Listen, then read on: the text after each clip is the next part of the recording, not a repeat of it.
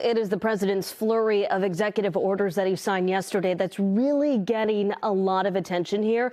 Among them, withdrawing from the Paris Climate Agreement, proclaiming the government will recognize only two genders, ending DEI programs in the federal government, pardons for those convicted in the January 6th Capitol insurrection, and ending birthright citizenship.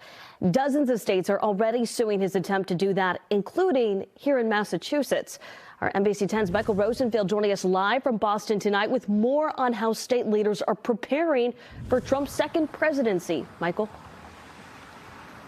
Yeah, Priscilla, state leaders huddled up tonight to try to come up with a game plan for the next 4 years. They are very worried about the Trump administration.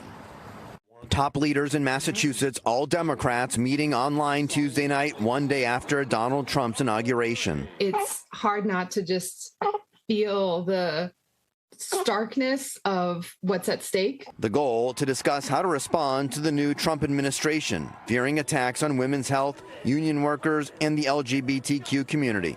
They say it'll take a movement, mobilization, and demonstrations to stand up to the new president, and they fear he'll continue to divide the working class. Donald Trump is singularly committed to abandoning working people, their future, and our very democracy, all for the sake of wealth and power. Raids on the immigrant community also a top concern. The president has said he wants to round up undocumented people, primarily those with criminal records, and send them back to their home countries. We need to make sure that immigrants know that they do not need to open their doors to ICE without a signed judicial warrant. Now we've learned ICE agents will no longer be barred from making arrests in, quote, sensitive places like schools and churches. Those restrictions have been lifted, according to the U.S. Department of Homeland Security. You're really disrupting the pillars of our society if they do carry out these policies and don't respect these sensitive places. Patricia Sobivaro is the executive director of Agencia Alpha in Boston, a nonprofit that helps immigrants.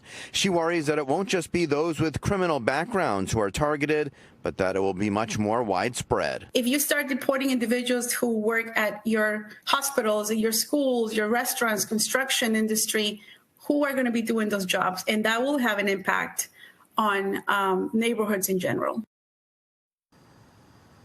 So the potential timeline for deportations and raids is still unknown. We're not even sure which cities could be targeted first.